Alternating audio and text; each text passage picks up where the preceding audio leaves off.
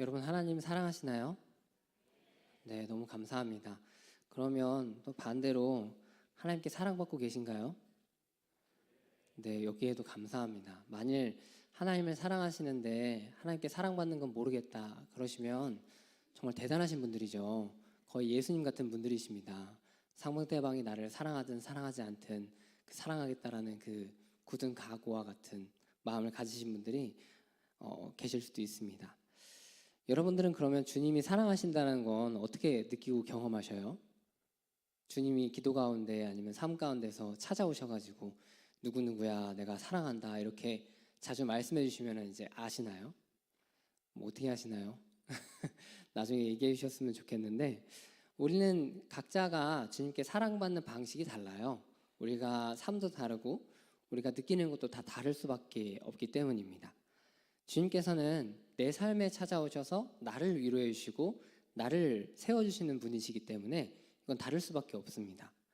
각자의 삶은 모두 다르기 때문에 우리 주님께서는 우리에게 맞는 가장 좋은 방법으로 우리를 사랑해주고 계십니다. 저는 오늘도 창세기 말씀 가지고 우리 주님께서 우리를 얼마나 사랑하시는구나 이거를 함께 나눠보려고 하는데 이 성경에 나오는 한 인물을 가지고 주님의 사랑 이야기를 좀 해볼까 해요. 이 주님이 얼마나 사랑하시고 위로하시는 분이신지 들으시고 말씀 가운데서 그 은혜를 함께 누릴 수 있기를 간절히 소망하겠습니다. 요즘 성경 통독 진행 중이죠. 모르시는 분도 계실 텐데 진행 중입니다. 그래서 꾸준히 이제 듣다 보면 뭐가 이제 마음에 걸리는 말씀들도 그냥 이렇게 찾아오더라고요. 저도 통독 틀어놓고 이제 듣다 보니까 이 창세기 29장에서 뭐지 하고 이제 통독 멈춰놓고 이제 말씀을 묵상했는데 그게 오늘 우리가 읽은 이 말씀이에요. 29장의 어느 한 말씀인데요. 이 내용을 보면 레아라는 한 인물에 대해서 성경이 이야기를 합니다. 저는 창세기의 레아 부분을 이제 볼 때마다 조금씩 느꼈던 건데 야 진짜 이 여자 불쌍하다 이런 생각을 많이 했습니다. 이 여자의 스토리를 이야기하기 위해서 야곱에 대해서 잠시 이야기를 해야겠죠. 야곱이 큰 잘못을 저지르고 삼촌네 집으로 도망갔잖아요. 삼촌의 이름은 라반입니다. 라반의 집으로 도망가서 처음 만난 여인이 이 라반의 둘째 딸 라헬이었어요. 얼마나 라헬의 외모가 예뻤는지는 저는 모르겠으나 첫눈에 반해가지고 그 여인과 결혼하겠다고 이 삼촌에게 그 여자를 데려갈 수 있을 만한 자기가 답례품이 없으니까 무려 7년 동안 무임금으로 일하면서 라헬에게 내가 헌신하겠습니다. 이렇게 하고서는 7년 동안 라헬을 아주 순수한 마음으로 기다리면서 드디어 이제 결혼 날짜가 되었습니다. 얼마나 라헬을 사랑했는지 이 야곱은 그 결혼할 때까지 날짜를 아주 빠르게 이제 지나갔던 것처럼 성경은 이야기를 하고 있어요. 그래서 이제 결혼식 날이 되었는데 이제 잔치를 벌이고 야곱이 자기의 장막으로 들어가면 거기에 라헬이 있었어야 됐습니다. 하지만 어째서인지 이 나쁜 삼촌은 라헬을 거기에 들여보내지 않고 레아를 들여보냈죠. 레아가 어떤 마음으로 여기에 순종했는지 모르겠어요. 순종이었는지 협박이었는지 아니면 뭐였는지는 잘 모르겠는데 대체 무슨 생각으로 여기에 들어갔는지는 모르겠으나 레아는 들어갔습니다. 그리고 합방을 하고 결혼을 하게 되죠. 레아는 원했는지 모르겠는데 야곱은 원하지 않았어요. 그래서 성경은 이 사건에 대해서 야곱이 삼촌에게 속았다라고 이야기합니다. 성경에서 속았다라는 말은 우리로 말하면 그냥 사기당했다, 나쁜 놈이다 이런 식으로 이야기할 만큼 성경에서는 속았다라는 말이 안 좋은 표현이에요. 그래서 얼마나 화가 났는지 야곱이 라반에게 찾아가서 이 얘기를 그대로 합니다. 당시 삼촌이 나를 속였습니다 라고 면전에서 대놓고 얘기를 하죠. 그러니까 얼마나 분노가 이제 머리 끝까지 올라왔는지 이게 야곱이 그 일을 이야기하는 겁니다. 그렇다면 이렇게 결혼을 했는데 야곱에게 레아는 사랑의 대상이었을까요? 아니면 그 우리 드라마에서나 볼 법한 그 화법으로 내가 너 때문에 7년을 이러면서 이제 이를 갈고 이제 살았을까요? 어땠을까요? 성경에 안 나오나요? 오늘 그 얘기를 잠깐 해보죠. 우리가 함께 읽은 말씀은 레아가 얼마나 이 야곱에게 상처가 깊은 여자였는지를 이야기를 하는데요. 31절에는 그게 특별하게 드러나요. 여호와께서 레아가 사랑받지 못함을 보시고라고 우리 개역개정 성경에는 기록되어 있는데, 사실 이 사랑받지 못했다라는 표현은 이 성경이니까 굉장히 순화해서 쓴 것 같습니다. 우리나라 사람들이 받아들이기에. 근데 원어를 이제 해석해 보면 이런 표현이 나와요. 야곱이 레아를 증오한 것을 여호와께서 보셨다. 이게 원어를 해석한 겁니다. 사랑받지 못했다라는 것을 원어로 해석해 보면 야곱이 레아를 증오했다라고 쓰여 있습니다. 성경은 야곱이 삼촌에게 속은 이 사건 이후로 얼마나 레아를 증오하면서 살았는지를 직접적인 표현을 쓰면서 이야기를 하고 있어요. 그리고 제가 이 성경을 보면서 놀랍게 마음에 와닿았던 거는 31절에 하나님 보고 계셨대요. 하나님이 야곱이 레아를 증오하고 있는 걸 하나님이 보고 계셨다라는 사실입니다. 하나님이 이 모든 거를 계속 보고 계시면서 레아의 삶에서 그러면 이 여자가 어떻게 하면 가장 큰 위로를 받을 수 있을까? 이걸 찾으시는 분이 하나님이시죠. 레아에게는 어떤 방법으로 위로하셨는지 우리 다 알고 있죠. 그녀가 임신하게 하셨습니다. 그리고 아들을 낳게 하셨어요. 하나님의 특별한 위로가 레아를 덮으셔서 임신하였고 아들을 낳았습니다. 그래서 그녀의 삶에는 치유와 회복, 이것이 아주 크게 경험되어졌어요. 첫째 르우벤을 낳으면서요. 이건 우리의 삶에서도 똑같습니다. 우리의 삶에서도 정말 큰 아픔을 경험할 수 있죠. 경험 안 했으면 좋겠지만 거의 없는 것 같더라고요. 정말 큰 아픔을 경험하고 그리고 정말 큰 상처를 경험하고 나서 좌절하는 경우가 꽤나 많습니다. 레아의 경우를 보면 가정에서 홀로 버림받은 것 같은 대상이 됐죠. 증오의 대상으로 사는 이런 삶도 있습니다. 얼마나 외롭고 아프고 힘들까. 그렇지만 이런 삶이 지속되더라도 우리는 말씀을 보면서 소망을 가질 수 있습니다. 하나님이 레아를 보면서도 계속 보고 계셨다. 그리고 레아의 아픔을 주님이 보고 위로하시기를 원하셨다. 이것이 창세기 기록되어 있는 거죠. 이것은 지금도 상처 입은 사람의 삶에서 일어나는 역사입니다. 레아를 위로하신 하나님께서 지금도 상처투성이인 사람, 위로가 필요하고 회복이 필요한 사람들을 계속 보고 계십니다. 어떻게 하면 저 사람을 위로하고 어떻게 하면 치유할까 하면서요. 레아는 남편에게 증오의 대상이 되었고 그로 인해 받은 상처를 주님이 태를 열어서 위로하셨습니다.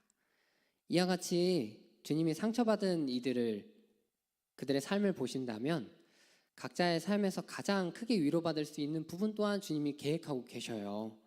누군가에게는 이게 사업이 될 수도 있고 누군가에게는 다른 어떤 관계가 될 수도 있고 누군가의 형편이 될 수도 있고 또 누군가는 저는 인생이 짧게 살았기 때문에 제가 전혀 상상하지도 못했던 그런 위로를 준비하고 계실지도 모릅니다. 주님은 여러분들의 삶을 보고 계십니다. 그리고 여러분 가족들의 삶, 우리 주변 이웃들의 삶도 보고 계십니다. 그리고 위로하시는 분이십니다. 그것을 점점 많은 사람들이 꿈꾸면서 살았으면 좋겠습니다. 주님이 회복하고 세우신다는 걸 말입니다. 그러면 주님이 레아의 마음을 보듬어주기 위해서 아들을 주셔서 그녀를 위로하신 것처럼 지금도 주님의 사랑을 받고 주님의 위로를 받고 그래서 삶이 변하고 주님께서 위로하신 그 역사를 경험하고 이런 사람들이 있죠. 오늘도 주님께서는 사랑과 역사를 일으키시는 분이신데 우리 교회가 그런 역할을 하는 곳이잖아요. 교회는 상처 있는 사람들이 보듬어주고 그리고 하나님께서 그들을 위로하게 하시고 하나님이 그들을 회복시키신다면 다시 삶의 자리로 돌아가서 넉넉히 이기면서 사는 게 우리 교회가 존재하는 하나의 역할이죠. 하지만 저도 경험했는데 어째서인지 하나님이 분명히 위로하시고 하나님이 삶에서 역사하셨는데 그 삶의 자리로 돌아가는 게 혹시 버겁진 않으셨나요? 그런 분들을 혹시 보신 적은 없으신가요? 분명히 하나님이 위로하시고 역사하셨는데 저 사람은 왜 다시 삶의 자리로 돌아가지 못할까? 왜 그 아픔과 정면으로 맞설 수 없을까? 왜 그럴까요? 주님 분명히 놀라운 역사를 경험하게 하셨는데요. 우리는 이런 걸 알려면 자기 점검의 신앙이 좀 필요합니다. 신앙생활에서 자기 점검을 할 때 왜 나는 여전히 삶이 버겁고 아플까? 이런 것을 골똘히 생각해 보면 그 이유가 성경을 통해서 한 가지 나옵니다. 상처가 온전히 치유되지 않아서 그렇습니다. 이상하죠? 주님이 삶에 놀라운 위로와 역사를 행하셨다면 다 치유되고 당당하게 일어서야 되는 게 우리의 신앙에서 기본적으로 가지고 있는 생각인데 주님 분명히 레아를 위로하셨고 그리고 우리의 삶도 위로하신다면 당당하게 일어서야 되는데 왜 못 그럴까? 사람의 마음이 논리적이지 않죠. 주님이 위로하시면 넌 다 회복된다. 이게 논리일지라도 안 되는 사람도 있어요. 주님이 위로의 역사를 하셨어. 그럼 모든 것이 바로 정상으로 돌아오냐? 그게 아닌 사람이 많습니다. 사람이 상처, 특별히 이 마음 깊이 받은 상처는 그렇게 간단하게 치유가 되지 않더라고요. 그러면 이 사람이 하나님의 역사를 경험한 사람이 아직 상처를 치유받지 못했다. 아직 그 마음에 응어리가 졌다라는 건 어떻게 알 수 있을까요? 우리 그거 어떻게 발견할 수 있을까요? 마태복음 5장 18절에서 20절 말씀을 한 목소리로 함께 읽어보겠습니다. 시작. 입에서 나오는 것들은 마음에서 나오나니 이것이야말로 사람을 더럽게 하느니라. 마음에서 나오는 것은 악한 생각과 살인과 간음과 음란과 도둑질과 거짓 증언과 비방이니 이런 것들이 사람을 더럽게 하는 것이요. 아멘. 또 먹는 것은 사람을 더럽게 하지 못하느니라. 아멘. 예수님이 말씀하신 것에 따르면 18절에 사람의 입에서 나오는 것은 마음에서 나온다 라고 하였습니다. 그러니까 마음이 악한 생각으로 가득 찬 사람의 입에서는 악한 생각에 대한 그 언어가 나온다라는 게 예수님이 하신 말씀이죠.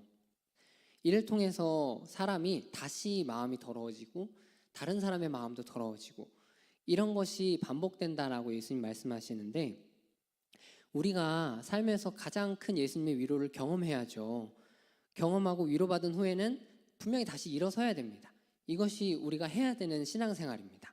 그러기 위해서 먼저 내가 온전히 섰는가라는 것을 살펴봐야 되는데 이 자신을 온전히 살피는 방법이 내 마음에서 나오는 고백입니다. 내가 내 마음에서 진실로 나오는 입술의 고백은 뭘까? 우리는 사람이 온전히 치유되었는지 아니면 여전히 상처투성이었는지 그 마음에서 나오는 고백을 듣고서 얼추 유추할 수 있습니다. 레아는 이런 진실된 마음의 고백이 첫째 아들 루벤을 낳고 고백했어요. 그것이 32절에 기록되어 있는데요. 레아가 임신하여 아들을 낳고 그 이름을 루벤이라 하여 이르되 여호와께서 나의 괴로움을 돌보셨으니 이제는 내 남편이 나를 사랑하리로다 하였더라. 아멘.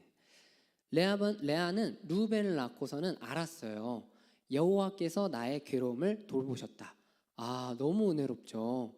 여호와께서 나의 괴로움을 돌보셔서 이 루벤을 낳게 하셨다라고요. 그런데 제가 성경을 주목해서 본 거는 그 다음입니다. 이제는 내 남편이 나를 사랑하리로다 라고 레아가 여기에 곁들여요. 이게 레아의 마음에서부터 나오는 고백이에요. 하나님이 나를 위로하셨고 하나님이 나의 괴로움을 돌보셨어. 근데 아직 내 남편은 나를 사랑하지 않아. 이게 레아의 마음에서 나오는 진실된 고백입니다. 이 말은 사람의 내면으로 들어가면 주님이 나의 괴로움을 분명히 돌보셨는데 나는 아직 마음이 아파. 이것이 레아의 고백입니다. 그렇습니다. 주님이 레아를 분명히 돌보셨고 레아는 주님께 위로받고 사랑받았습니다. 본인도 알아요. 그것을 본인도 알고 주님이 자기를 돌보셨다는 거 모든 사람이 듣도록 고백도 합니다. 간증도 하는 거죠. 하지만 그녀의 마음 깊숙이 자리 잡은 남편에게 받은 그 기나긴 상처, 이 깊은 상처는 치유되지 않았어요. 이게 우리 삶에서도 비슷합니다. 주님이 삶에 찾아와서 위로하시고 사랑하셨어요. 그럼에도 우리는 여전히 우리에게 고통을 준 그 현실을 맞이하지 못할 때가 있습니다. 겁나기도 하고 다시 돌아갔을 때 여전히 똑같은 상처를 계속 받고 나는 주님께 사랑받았으니 일어나서 힘써보자 생각하는데 어디서인지 일어날 수 있는 힘이 마음에서 들어가지를 않아요. 그만큼 사람에게서 받은 상처, 우리가 환경에서 받은 상처는 생각보다 무섭습니다.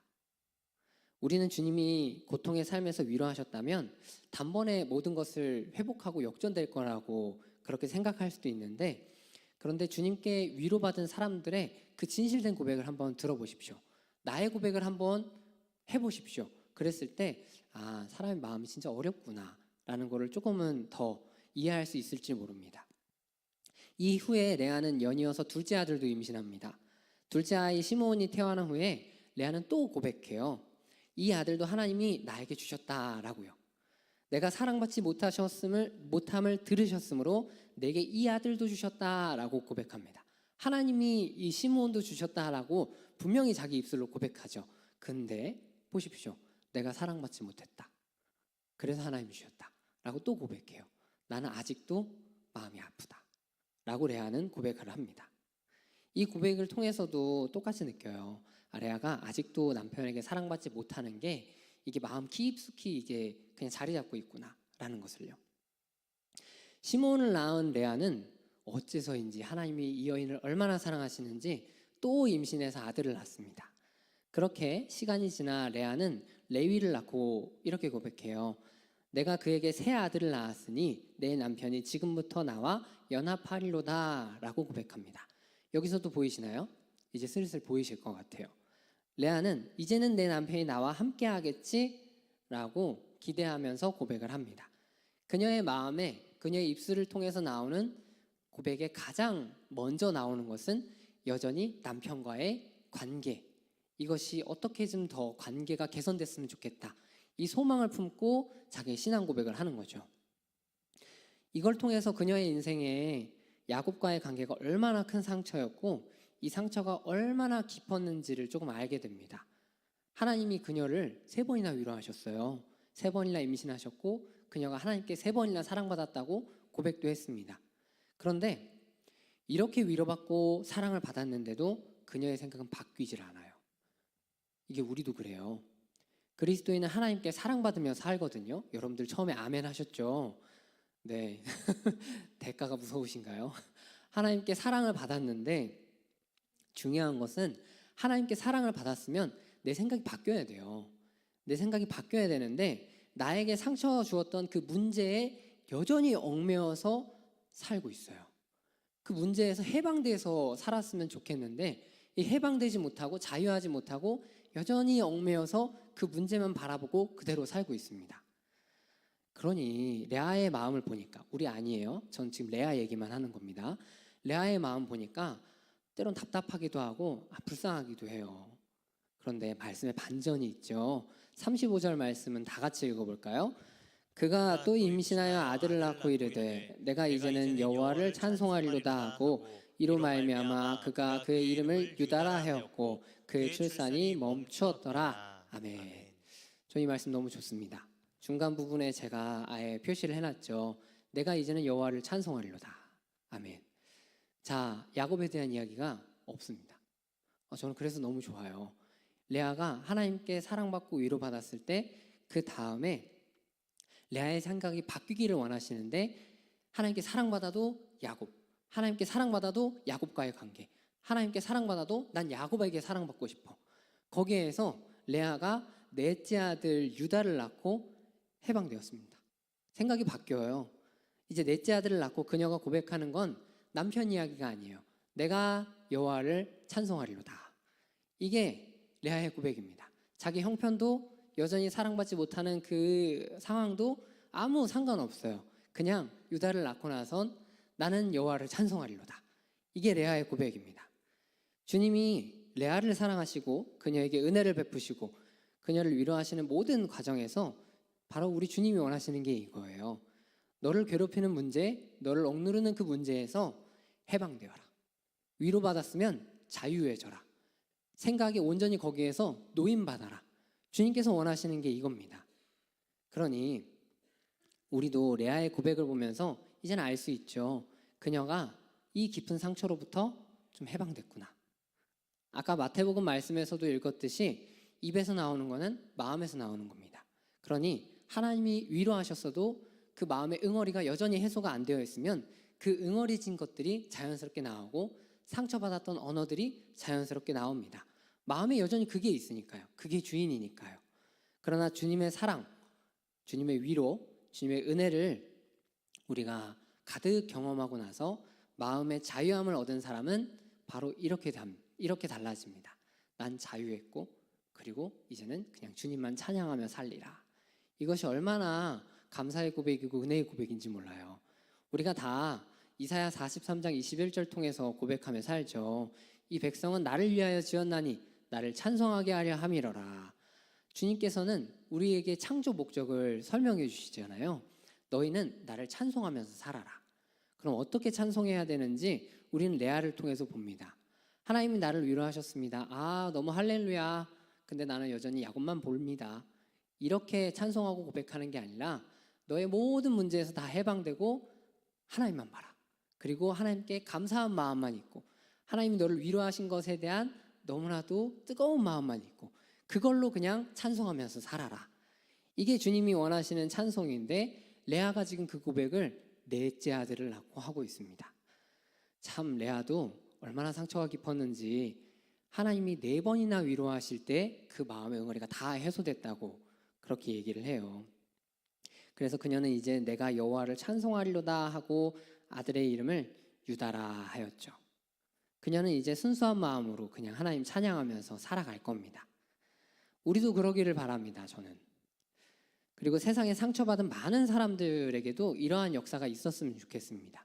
주님이 위로하시고 오늘도 주님께 사랑받고 그리고 그 상처 응어리가 다 해소되기를 바랍니다. 그리고 우리가 주님에 대한 오해도 좀 풀렸으면 좋겠습니다. 주님께 한 번 사랑받고 위로받았으면 너 세상을 넉넉히 이기고 살아야지. 근데 내면에 있는 응어리가 해소가 안 되면 안 된다, 안 되는 사람이 있다. 이것도 이해해 주셨으면 좋겠습니다. 많은 사람들이 하나님께서 사랑하시고 어떤 삶에서 역사하시고 어떤 환경에서 변화시키시고 근데 그 다음 스텝을 못 밟아 나가는 사람들이 꽤나 많거든요. 우리는 그 사람들을 너 신앙생활 잘못해서 그래. 때로는 이렇게 볼 때도 있지만 때로는 저 사람이 아직 다 해소되지 않았구나. 그러면 어떻게 하면 좋겠습니까? 위로받으면 되죠. 하나님께 위로받으면 되죠. 그래서 우리는 레아처럼 우리도 그리고 우리 주변의 사람들도 솔직해질 필요가 있습니다. 주님이 나를 사랑하시고 위로함을 나의 삶에서 보여주셨어. 그러면 내 영혼에 나오는 진실된 고백은 뭘까? 나는 여전히 문제 가운데 얽매여 있는가? 아니면 그저 순수하게 하나님을 찬송하며 사는가? 여전히 지난날 나에게 상처 주었던 내가 고통받았던 그 문제에 마음과 생각이 매여 있는지 나의 입술, 다른 사람의 입술도 말고 나의 입술을 한번 확인해 보시기 바랍니다. 신앙생활은 다른 사람 전혀 볼 필요가 없어요. 다른 일을 한번 위로하셨는데 그 사람은 다 해소되었고 나는 왜 이러지? 난 마음이 연약한 건가? 그렇게 비교할 필요도 없습니다. 주님은 여러분을 온전히 위로하시고 사랑하시고 그리고 세우시기를 원하시기 때문에 한 번 위로가 필요한 사람에게는 한 번 강력하게 역사하시는 것이고 레아처럼 마음이 연약한 사람에게는 그 응어리가 해소될 때까지 주님이 역사하십니다. 사랑을 주십니다. 여러분들이 주님께 사랑받으셨습니까? 질문하는 것은 이것입니다. 마음의 응어리가 다 해소될 때까지 주님이 여러분들 위로하셨습니까? 네, 죄송합니다. 괜히 물어가지고 우리의 마음이 주님께 온전히 응어리까지 다 해소되고 찬송하는 마음으로 사는 사람들이 넘쳐났으면 좋겠습니다. 그래서 저는 오늘도 소망합니다. 지금도 많은 이들에게 레아에게 유다를 주신 그 은혜가 임하기를 바랍니다. 주님은 레아를 얼마나 불쌍하게 여기셨는지 그녀의 마음이 다 치유될 때까지 4번이나 임신하여 아들을 낳게 하셨습니다. 우리는 몇 번 주님이 위로하시면 치유될까요? 1번? 아니면 4번? 아니면 더 많이? 이것은 주님과 나와의 관계에 있기 때문에 아무에게도 부끄러워할 것 없이 그냥 구하십시오.